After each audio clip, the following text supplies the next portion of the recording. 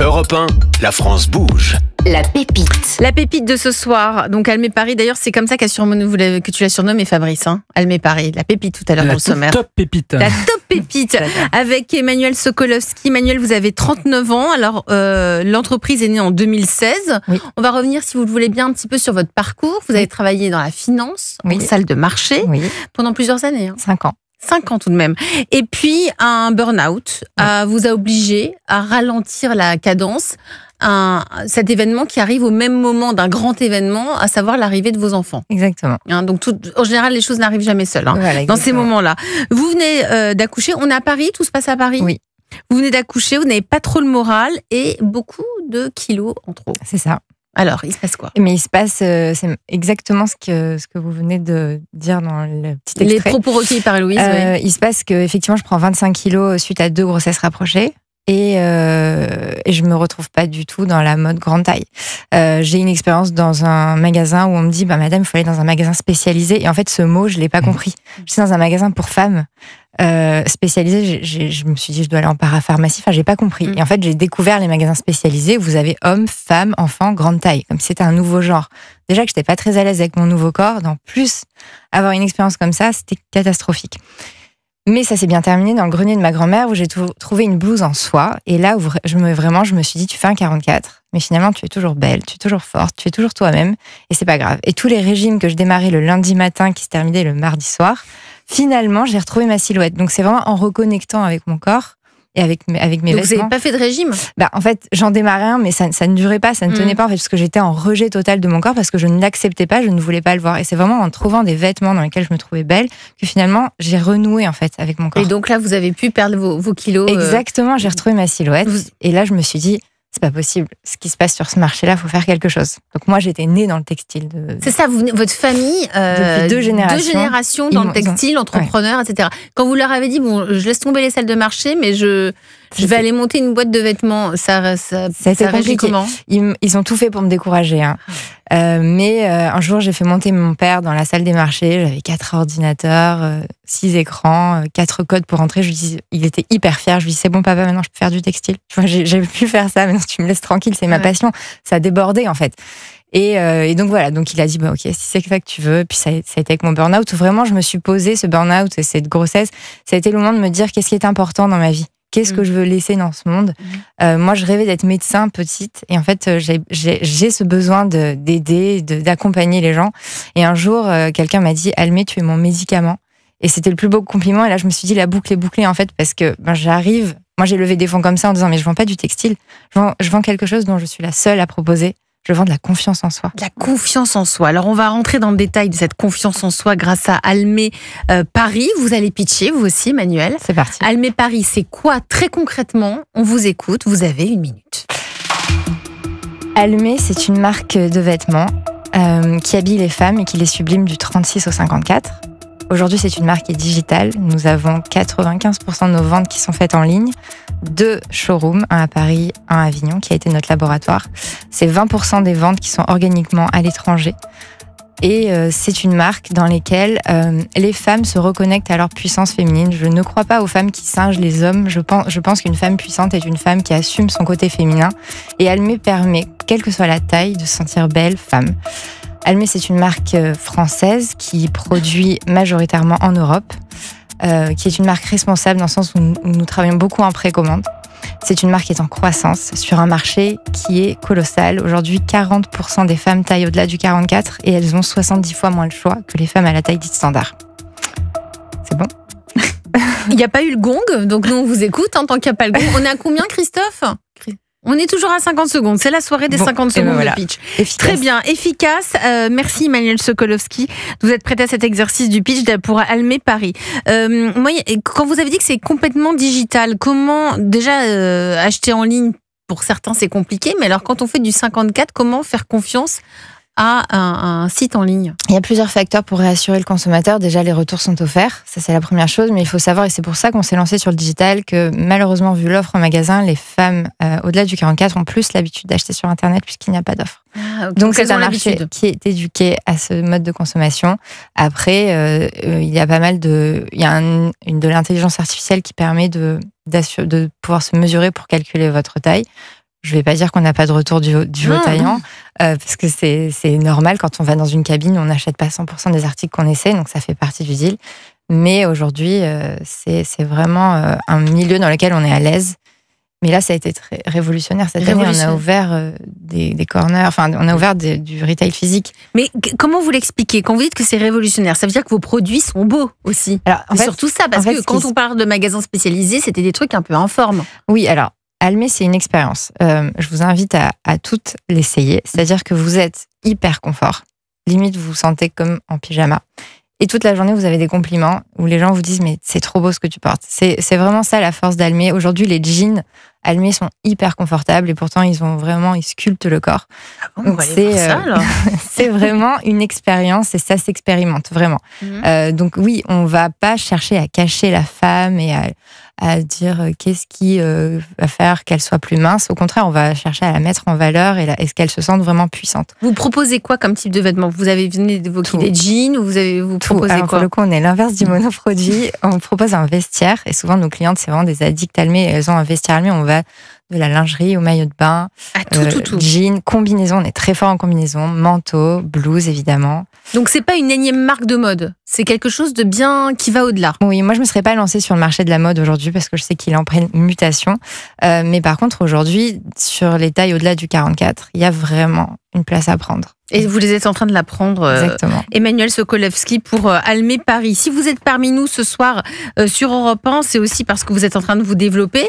Vous avez levé pas mal de fonds récemment. J'ai levé avec un fonds d'investissement que j'aime beaucoup, qui s'appelle Otium. On a levé 5 millions l'année dernière. C'est beaucoup, non, Fabrice, 5 millions? C'est beaucoup. C'était pour faire quoi, les 5 millions?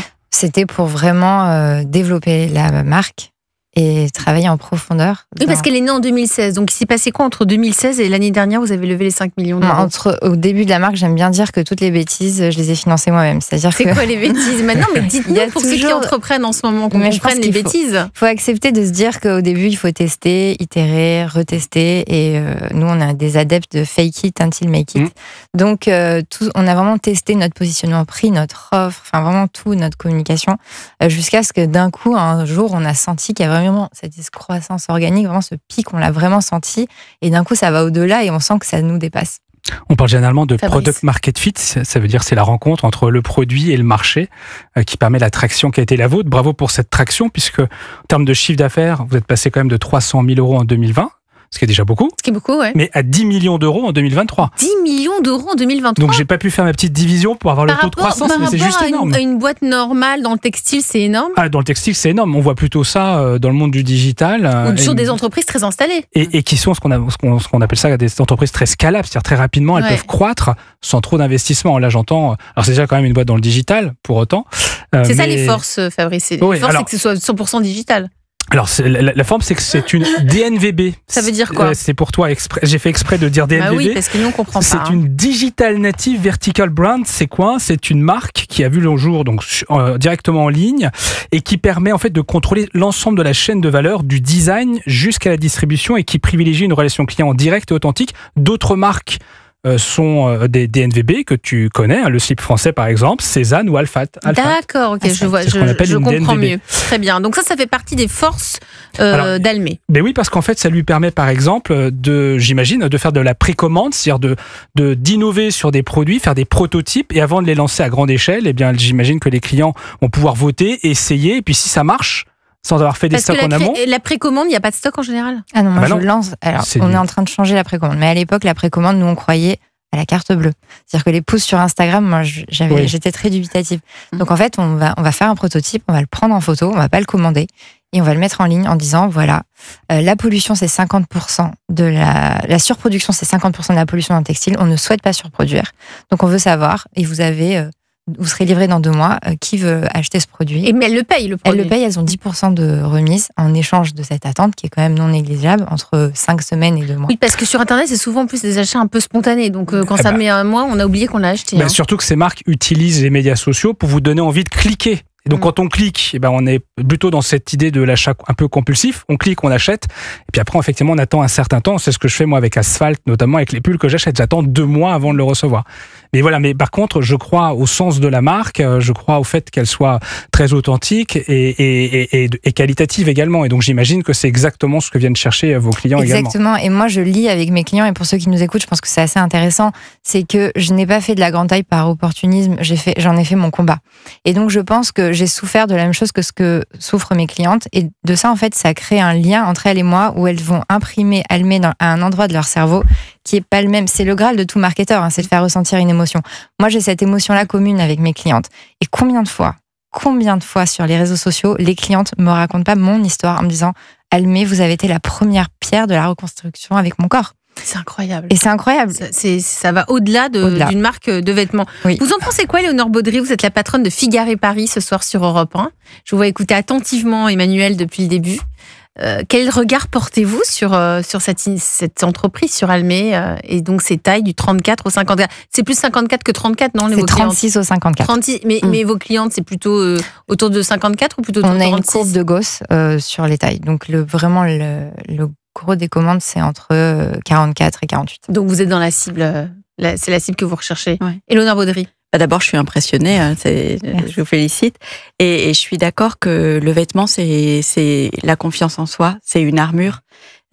Parfois, pour aller au combat, quand on a des combats à mener, que ce soit de façon professionnelle souvent, et donner cette force-là aux femmes, je trouve que c'est un très beau combat que vous menez aussi. Et le modèle Et le modèle est génial parce que effectivement, alors moi j'ai aussi une expérience de DNVB précédemment. Je pense que j'ai travaillé pour Sarenza par exemple. Je pense que la précommande, c'est quelque chose d'extrêmement intelligent. Alors bon, nous, chez Figare, on n'a pas forcément besoin de mettre ça en place parce que on a tellement d'expérience, 55 ans. C'est pas la même. On a beaucoup de permanents, donc on ne crée pas de surstock et je suis extrêmement impliquée également dans ce sujet-là. Donc vous savez à l'avance ce qui va être vendu, combien vous vendez de chemises en moyenne? Je le sais beaucoup mieux qu'avant et j'ai aussi une grosse partie de nos ventes qui se font sur des modèles permanents qu'on peut commander tous les 2 à 3 mois pour ne jamais générer de surstock. Vous arrivez à vous en sortir avec les soldes, les promos, les Black Friday quand on est une entreprise comme Figare Paris? Finalement, on ne sait plus si quand on paye le prix fort, on n'est pas en train de se faire avoir puisqu'il y a une succession de promotions. Vous, quelle est votre politique là-dessus? Mais je pense que justement, ce qui est important, c'est de s'en sortir. Et ce qu'on a fait chez Figare, c'est de cesser d'être tout le temps en promotion. Donc vous ne faites pas spécifiquement de promotion. Voilà, d'être au prix juste toute l'année. On fait des promotions, mais on en fait à certains moments des grands rendez-vous qu'on a avec nos clients, parce que c'est aussi une façon de les remercier de leur fidélité. Mais en revanche, par exemple, moi j'ai des produits permanents. Donc ma chemise blanche et bleue, comme on disait tout à l'heure, en popeline, elle est à 115 €. Et elle est toujours à 115 €. Toujours, et ça ne changera pas. Ce soir, Emmanuel Sokolowski pour Almé Paris, vous avez aussi des besoins. C'est aussi pour ça que vous êtes parmi nous dans la France Bouge. Parmi vos besoins, c'est fidéliser cette clientèle. Je crois que c'est déjà bien parti, puisque vous venez nous raconter qu'elle vous laisse beaucoup de messages et pour certaines d'entre elles, vous êtes même en train de les accompagner dans la reconstruction de leur vie. Mais aussi, il y a tout l'aspect de magasin physique que vous avez. Vous allez ouvrir des magasins? Alors, c'est votre souhait? On a ouvert un magasin à Paris qui est rue de la Boétie. Et en fait, ce n'est pas un magasin comme les autres. C'est un showroom sur rendez-vous avec une vendeuse qui est en fait une conseillère en images. Et donc, c'est 30 minutes qu'on s'offre et où vraiment les clientes peuvent essayer toute la boutique. La boutique est privatisée pour elles. Et la commande se fait toujours en ligne?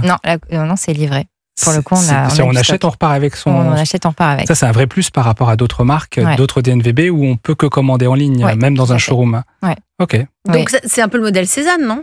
Un petit peu, sauf que c'est vraiment un créneau qui est privatisé. C'est-à-dire que c'est 30 minutes. Alors généralement, ils viennent avec leurs copines, avec leur maman, avec leur sœur. Mais c'est 30 minutes où la boutique n'est que pour elles. Pour tout répondre à tout cela, Fabrice, j'imagine que tu as étudié la question. J'ai étudié, mais avec une boîte qui a déjà quand même mis en place beaucoup de choses au regard de sa croissance. Je voulais juste noter une chose avant peut-être de démarrer, c'est de dire que le pitch aussi, il a été très inspirant quand je vous ai écouté, Emmanuel, parce que c'est à la fois ce que vous racontez, mais aussi la manière dont vous le racontez. Et donc je trouve que vous incarnez parfaitement l'entreprise que vous avez créée. Merci. Et ça me semble important quand on est une DNVB, de bien l'incarner. Vous restez autour de la table de la France Bouge. Comment maintenir la croissance d'Almé? Parce que là, elle a ses clients. Elle va vers les magasins physiques. On va avoir toutes les réponses avec Fabrice Marcella dans un instant. On va aussi écouter la saga de la veste de travail de la marque Le Mont Saint-Michel qui a relancé cette veste de travail. Mais d'abord, on écoute Rihanna Diamonds sur Europe 1.